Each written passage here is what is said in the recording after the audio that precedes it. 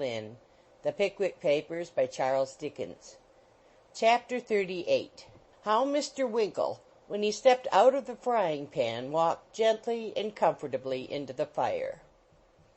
The ill-starred gentleman, who had been the unfortunate cause of the unusual noise and disturbance which alarmed the inhabitants of the Royal Crescent in manner and form already described, after passing a night of great confusion and anxiety, left the roof beneath which his friends still slumbered, bound he knew not whither. The excellent and considerate feelings which prompted Mr. Winkle to take this step can never be too highly appreciated or too warmly extolled.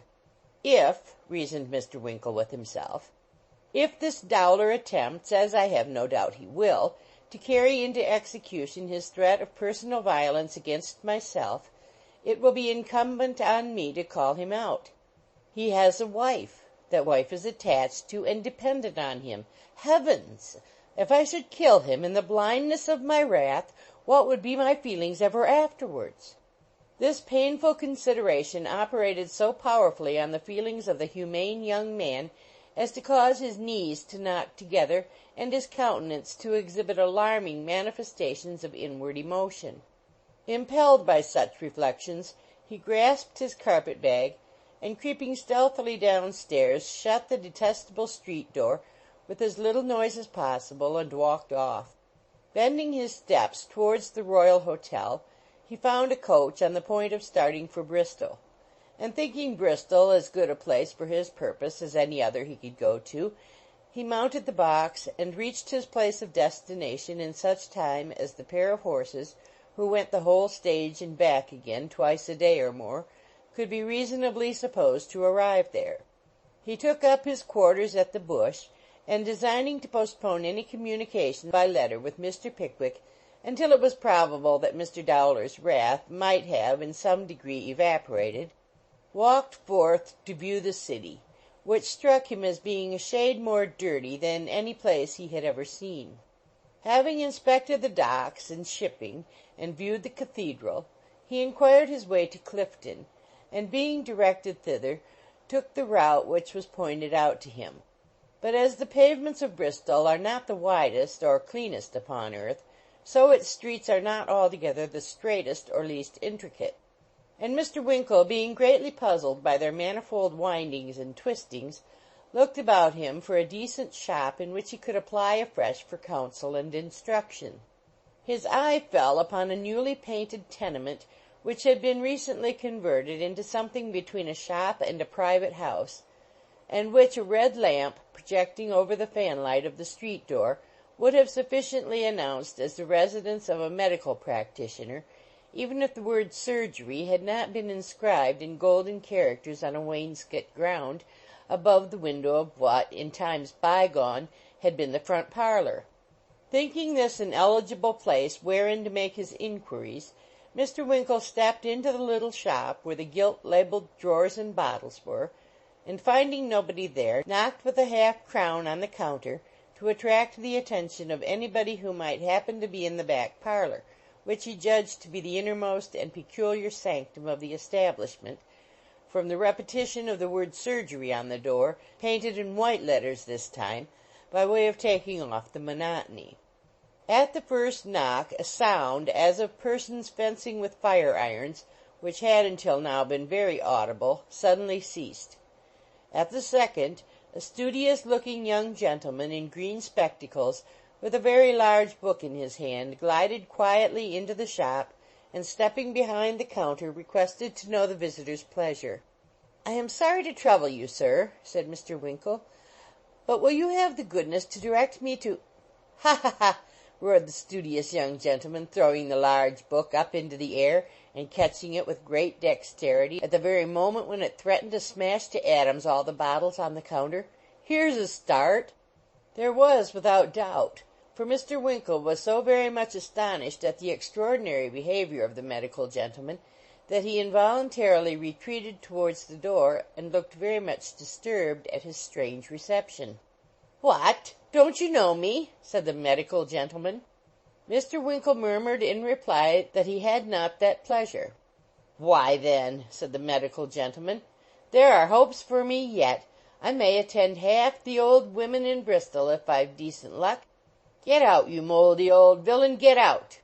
With this adjuration, which was addressed to the large book, the medical gentleman kicked the volume with remarkable agility to the farther end of the shop, and pulling off his green spectacles, grinned the identical grin of Robert Sawyer, Esquire, formerly of Guy's Hospital in the Borough, with a private residence in Lant Street.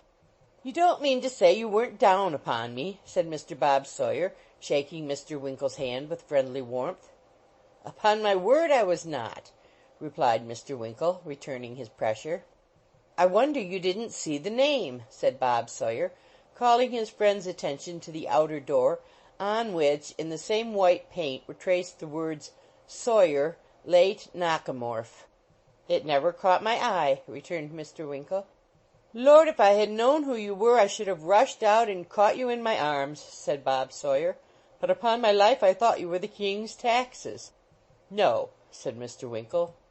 "I did indeed," responded Bob Sawyer, "and I was just going to say that I wasn't at home, but if you'd leave a message I'd be sure to give it to myself, for he don't know me. No more does the lighting and paving. I think the church rates guesses who I am, and I know the waterworks does, because I drew a tooth of his when I first came down here. But come in, come in."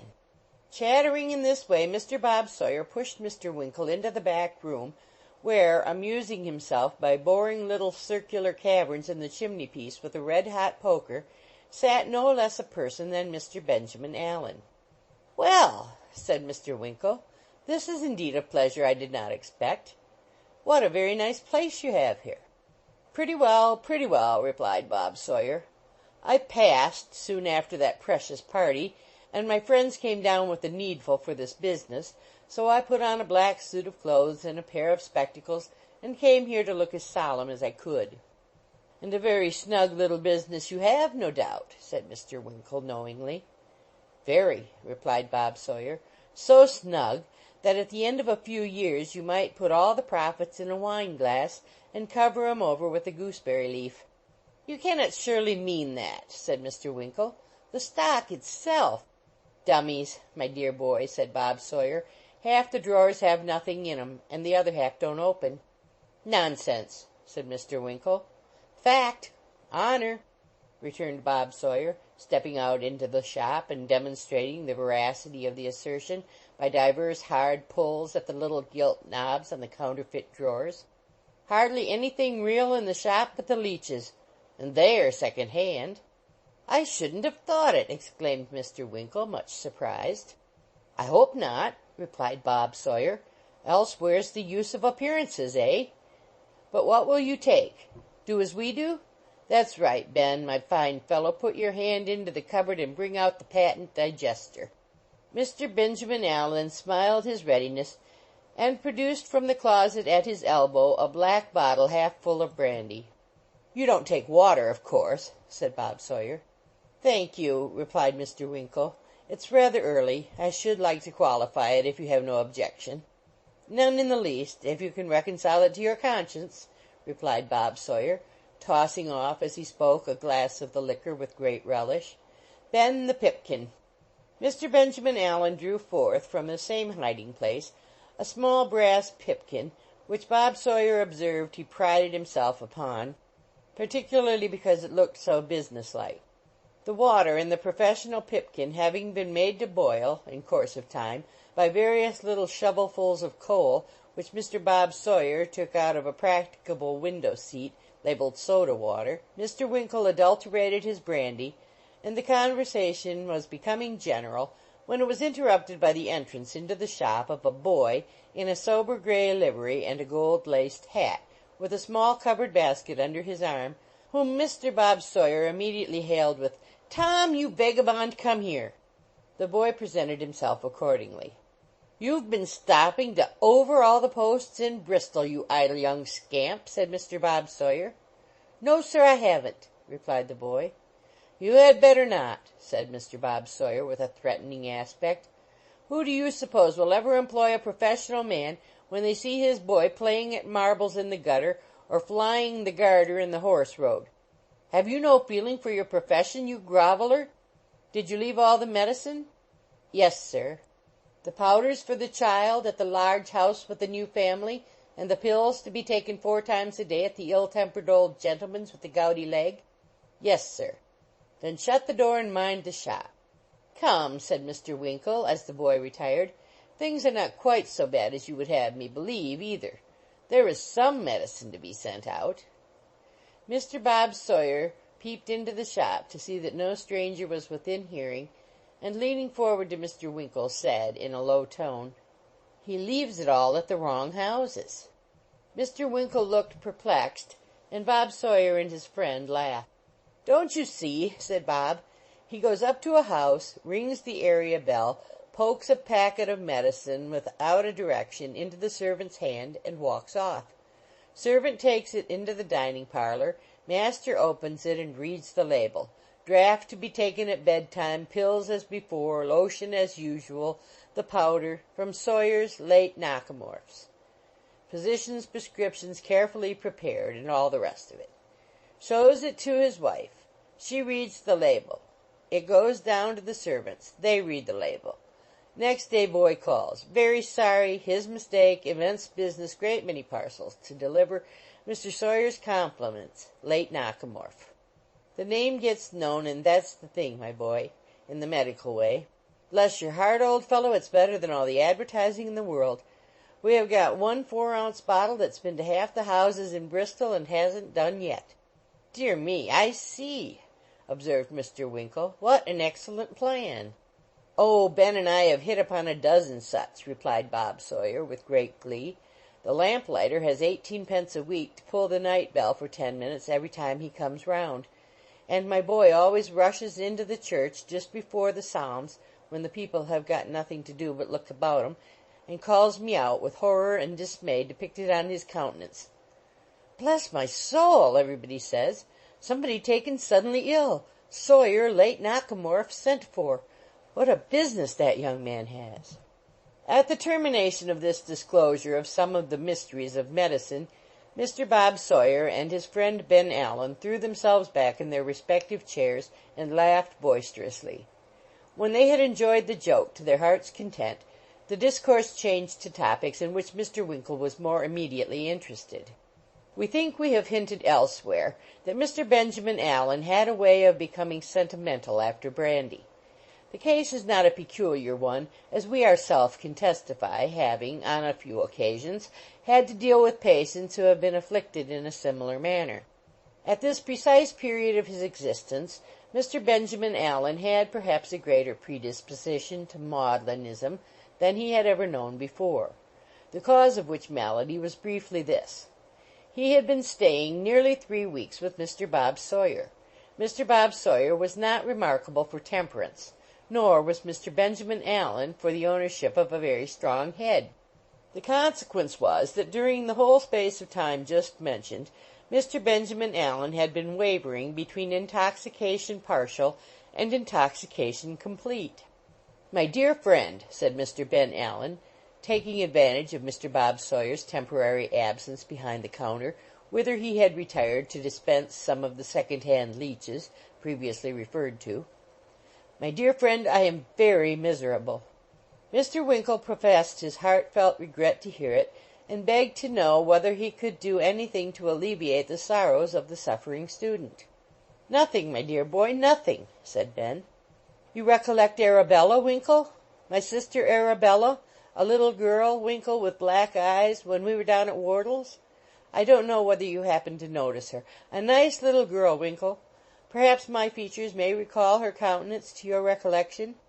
Mr. Winkle required nothing to recall the charming Arabella to his mind, and it was rather fortunate he did not, for the features of her brother Benjamin would unquestionably have proved but an indifferent refresher to his memory.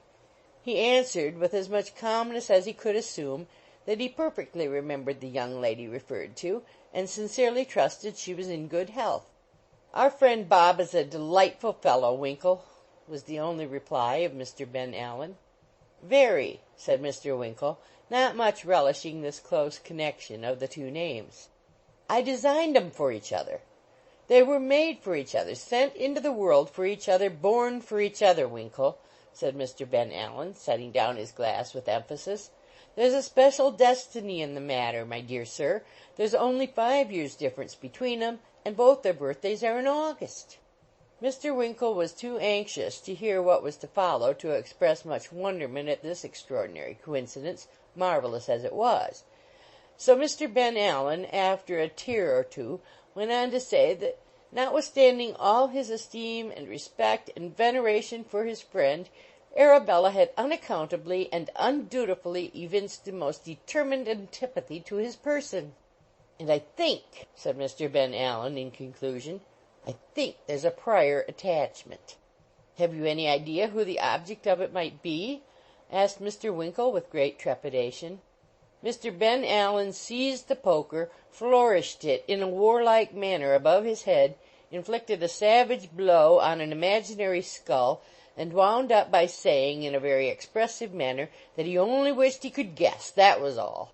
"I'd show him what I thought of him," said Mr. Ben Allen, and round went the poker again more fiercely than before. All this was, of course, very soothing to the feelings of Mr. Winkle, who remained silent for a few minutes, but at length mustered up resolution to inquire whether Miss Allen was in Kent. "No, no," said Mr. Ben Allen, laying aside the poker and looking very cunning. "I didn't think Wardle's exactly the place for a headstrong girl, so, as I am her natural protector and guardian, our parents being dead, I have brought her down into this part of the country to spend a few months at an old aunt's in a nice, dull, close place. I think that will cure her, my boy. If it doesn't, I'll take her abroad for a little while and see what that'll do." "Oh, the aunt's is in Bristol, is it?" faltered Mr. Winkle. "No, no, not in Bristol," replied Mr. Ben Allen, jerking his thumb over his right shoulder. "Over that way, down there. But hush, here's Bob. Not a word, my dear friend, not a word." Short as this conversation was, it roused in Mr. Winkle the highest degree of excitement and anxiety. The suspected prior attachment rankled in his heart. Could he be the object of it? Could it be for him that the fair Arabella had looked scornfully on the sprightly Bob Sawyer, or had he a successful rival? He determined to see her, cost what it might. But here an insurmountable objection presented itself, for whether the explanatory "over that way" and "down there" of Mr. Ben Allen meant 3 miles off, or 30, or 300, he could in no wise guess. But he had no opportunity of pondering over his love just then, for Bob Sawyer's return was the immediate precursor of the arrival of a meat pie from the baker's, of which that gentleman insisted on his staying to partake. The cloth was laid by an occasional charwoman, who officiated in the capacity of Mr. Bob Sawyer's housekeeper, and a third knife and fork having been borrowed from the mother of the boy in the gray livery, for Mr. Sawyer's domestic arrangements were as yet conducted on a limited scale, they sat down to dinner, the beer being served up, as Mr. Sawyer remarked, in its native pewter. After dinner Mr. Bob Sawyer ordered in the largest mortar in the shop, and proceeded to brew a reeking jorum of rum punch therein, stirring up and amalgamating the materials with a pestle in a very creditable and apothecary-like manner. Mr. Sawyer, being a bachelor, had only one tumbler in the house, which was assigned to Mr. Winkle as a compliment to the visitor, Mr. Ben Allen being accommodated with a funnel with a cork in the narrow end, and Bob Sawyer contented himself with one of those wide-lipped crystal vessels inscribed with a variety of cabalistic characters, in which chemists are wont to measure out their liquid drugs in compounding prescriptions. These preliminaries adjusted, the punch was tasted and pronounced excellent, and it having been arranged that Bob Sawyer and Ben Allen should be considered at liberty to fill twice to Mr. Winkle's once, they started fair, with great satisfaction and good fellowship. There was no singing, because Mr. Bob Sawyer said it wouldn't look professional, but to make amends for this deprivation there was so much talking and laughing that it might have been heard, and very likely was, at the end of the street, which conversation materially lightened the hours and improved the mind of Mr. Bob Sawyer's boy, who, instead of devoting the evening to his ordinary occupation of writing his name on the counter and rubbing it out again, peeped through the glass door, and thus listened and looked on at the same time. The mirth of Mr. Bob Sawyer was rapidly ripening into the furious. Mr. Ben Allen was fast relapsing into the sentimental, and the punch had well nigh disappeared altogether, when the boy, hastily running in, announced that a young woman had just come over to say that Sawyer, late Knockamorf, was wanted directly, a couple of streets off. This broke up the party. Mr. Bob Sawyer, understanding the message, after some 20 repetitions, tied a wet cloth round his head to sober himself, and having partially succeeded, put on his green spectacles and issued forth. Resisting all entreaties to stay till he came back, and finding it quite impossible to engage Mr. Ben Allen in any intelligible conversation on the subject nearest his heart, or indeed on any other, Mr. Winkle took his departure and returned to the bush. The anxiety of his mind and the numerous meditations which Arabella had awakened prevented his share of the mortar of punch producing that effect upon him which it would have had under other circumstances. So after taking a glass of soda water and brandy at the bar, he turned into the coffee room, dispirited rather than elevated by the occurrences of the evening. Sitting in front of the fire, with his back towards him, was a tallish gentleman in a greatcoat, the only other occupant of the room. It was rather a cool evening for the season of the year, and the gentleman drew his chair aside to afford the newcomer a sight of the fire. What were Mr. Winkle's feelings when, in doing so, he disclosed to view the face and figure of the vindictive and sanguinary Dowler? Mr. Winkle's first impulse was to give a violent pull at the nearest bell handle, but that unfortunately happened to be immediately behind Mr. Dowler's head. He had made one step towards it before he checked himself. As he did so, Mr. Dowler very hastily drew back. "Mr. Winkle, sir, be calm. Don't strike me. I won't bear it. A blow? Never," said Mr. Dowler, looking meeker than Mr. Winkle had expected in a gentleman of his ferocity. "A blow, sir?" stammered Mr. Winkle. "A blow, sir," replied Dowler. "Compose your feelings. Sit down. Hear me." "Sir," said Mr. Winkle, trembling from head to foot, "before I consent to sit down, beside or opposite you, without the presence of a waiter, I must be secured by some further understanding. You used a threat against me last night, sir, a dreadful threat, sir." Here Mr. Winkle turned very pale indeed, and stopped short. "I did," said Dowler, with a countenance almost as white as Mr. Winkle's. "Circumstances were suspicious. They have been explained. I respect your bravery. Your feeling is upright.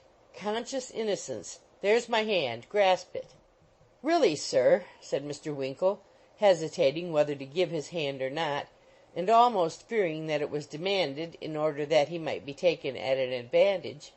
"Really, sir, I know what you mean," interposed Dowler. "You feel aggrieved. Very natural. So should I. I was wrong. I beg your pardon. Be friendly. Forgive me." With this, Dowler fairly forced his hand upon Mr. Winkle, and shaking it with the utmost vehemence, declared he was a fellow of extreme spirit, and he had a higher opinion of him than ever. "Now," said Dowler, "sit down. Relate it all. How did you find me? When did you follow? Be frank. Tell me." "It's quite accidental," replied Mr. Winkle, greatly perplexed by the curious and unexpected nature of the interview. "Quite." "Glad of it," said Dowler. "I woke this morning. I had forgotten my threat. I laughed at the accident. I felt friendly. I said so." "To whom?" inquired Mr. Winkle. "To Mrs. Dowler." "You made a vow," said she. "I did," said I. "It was a rash one," said she. "It was," said I. "I'll apologize. Where is he?" "Who?" inquired Mr. Winkle. "You," replied Dowler. "I went downstairs. You were not to be found. Pickwick looked gloomy, shook his head, hoped no violence would be committed. I saw it all. You felt yourself insulted. You had gone, for a friend perhaps. Possibly for pistols. High spirit," said I admire him." Mr. Winkle coughed, and, beginning to see how the land lay, assumed a look of importance. "I left a note for you," resumed Dowler. I said I was sorry. So I was. Pressing business called me here. You were not satisfied. You followed. You required a verbal explanation. You were right. It's all over now. My business is finished. I go back to-morrow. Join me." As Dowler progressed in his explanation, Mr. Winkle's countenance grew more and more dignified. The mysterious nature of the commencement of their conversation was explained. Mr. Dowler had as great an objection to duelling as himself. In short, this blustering and awful personage was one of the most egregious cowards in existence, and interpreting Mr. Winkle's absence through the medium of his own fears, had taken the same step as himself, and prudently retired until all excitement of feeling should have subsided. As the real state of the case dawned upon Mr. Winkle's mind, he looked very terrible, and said he was perfectly satisfied, but at the same time said so with an air that left Mr. Dowler no alternative but to infer that if he had not been, something most horrible and destructive must inevitably have occurred. Mr. Dowler appeared to be impressed with a becoming sense of Mr. Winkle's magnanimity and condescension, and the two belligerents parted for the night with many protestations of eternal friendship. About 12:30, when Mr. Winkle had been revelling some 20 minutes in the full luxury of his first sleep, he was suddenly awakened by a loud knocking at his chamber door, which, being repeated with increased vehemence, caused him to start up in bed and inquire who was there and what the matter was. "Please, sir, here's a young man which says he must see you directly," responded the voice of the chambermaid. "A young man!" exclaimed Mr. Winkle. "No mistake about that 'ere, sir," replied another voice through the keyhole, "and if that wery same interestin' young creetur ain't let in vithout delay, it's wery possible as his legs vill enter afore his countenance." The young man gave a gentle kick at one of the lower panels of the door, after he had given utterance to this hint, as if to add force and point to the remark. "Is it you, Sam?" inquired Mr. Winkle, springing out of bed. "Quite unpossible to identify any gentleman with any degree o' mental satisfaction vithout lookin' at him, sir," replied the voice dogmatically. Mr. Winkle, not much doubting who the young man was, unlocked the door, which he had no sooner done than Mr. Samuel Weller entered with great precipitation, and carefully relocking it on the inside, deliberately put the key in his waistcoat pocket, and after surveying Mr. Winkle from head to foot, said, "You're a wery humorous young gentleman, you air, sir." "What do you mean by this conduct, Sam?" inquired Mr. Winkle indignantly. "Get out, sir, this instant. What do you mean, sir?" "What do I mean?" retorted Sam. "Come, sir, this is rayther too rich, as the young lady said when she remonstrated with the pastry cook arter he'd sold her a pork pie as had got nothin' but fat inside. What do I mean? Well, that ain't a bad un, that ain't." "Unlock that door and leave this room immediately, sir," said Mr. Winkle. "I shall leave this here room, sir, just precisely at the wery same moment as you leaves it," responded Sam, speaking in a forcible manner and seating himself with perfect gravity. "If I find it necessary to carry you away, pick-a-back, o' course I shall leave it the least bit o' time possible afore you, but allow me to express a hope as you won't reduce me to extremities. In saying which I merely quote wot the nobleman said to the fractious Pennywinkle ven he wouldn't come out of his shell by means of a pin, and he consequently began to be afeard that he should be obliged to crack him in the parlor door." At the end of this address, which was unusually lengthy for him, Mr. Weller planted his hands on his knees and looked full in Mr. Winkle's face, with an expression of countenance which showed that he had not the remotest intention of being trifled with. "You're a amiably disposed young man, sir, I don't think," resumed Mr. Weller, in a tone of moral reproof, "to go inwolving our precious governor in all sorts of fantigues when he's made up his mind to go through everythink for principle. You're far worse nor Dodson, sir, and as for Fogg, I consider him a born angel to you." Mr. Weller, having accompanied this last sentiment with an emphatic slap on each knee, folded his arms with a look of great disgust, and threw himself back in his chair as if awaiting the criminal's defense. "My good fellow," said Mr. Winkle, extending his hand, his teeth chattering all the time he spoke, for he had been standing during the whole of Mr. Weller's lecture in his night gear, My good fellow, I respect your attachment to my excellent friend, and I am very sorry indeed to have added to his causes for disquiet.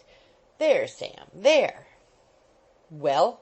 said Sam, rather sulkily, but giving the proffered hand a respectful shake at the same time. "Well, so you ought to be, and I am very glad to find you air, for if I can help it I won't have him put upon by nobody, and that's all about it." "Certainly not, Sam," said Mr. Winkle. "There, now go to bed, Sam, and we'll talk further about this in the morning." "I'm werry sorry," said Sam, "but I can't go to bed." "Not go to bed?" repeated Mr. Winkle. "No," said Sam, shaking his head. "Can't be done." "You don't mean to say you're going back to-night, Sam?" urged Mr. Winkle, greatly surprised. "Not unless you partic'larly wish it," replied Sam. "But I mustn't leave this here room. The governor's orders was peremptory." "Nonsense, Sam," said Mr. Winkle. "I must stop here 2 or 3 days, and more than that, Sam, you must stop here, too, to assist me in gaining an interview with a young lady. Miss Allen, Sam, you remember her, whom I must and will see before I leave Bristol." But in reply to each of these positions Sam shook his head with great firmness, and energetically replied, "It can't be done." After a great deal of argument and representation on the part of Mr. Winkle, however, and a full disclosure of what had passed in the interview with Dowler, Sam began to waver, and at length a compromise was effected, of which the following were the main and principal conditions: that Sam should retire and leave Mr. Winkle in the undisturbed possession of his apartment, on the condition that he had permission to lock the door on the outside and carry off the key, provided always that in the event of an alarm of fire or other dangerous contingency the door should be instantly unlocked; that a letter should be written to Mr. Pickwick early next morning and forwarded per Dowler, requesting his consent to Sam and Mr. Winkle's remaining at Bristol, for the purpose and with the object already assigned, and begging an answer by the next coach; if favorable, the aforesaid parties to remain accordingly, and if not, to return to Bath immediately on the receipt thereof; and lastly, that Mr. Winkle should be understood as distinctly pledging himself not to resort to the window, fireplace, or other surreptitious mode of escape in the meanwhile. These stipulations having been concluded, Sam locked the door and departed. He had nearly got downstairs when he stopped and drew the key from his pocket. "I quite forgot about the knocking down," said Sam, half turning back. "The governor distinctly said it was to be done. Amazin' stupid o' me, that air." "Never mind," said Sam, brightening up. "It's easily done to-morrow, anyways." Apparently much consoled by this reflection, Mr. Weller once more deposited the key in his pocket, and descending the remainder of the stairs without any fresh visitations of conscience, was soon, in common with the other inmates of the house, buried in profound repose. Chapter 38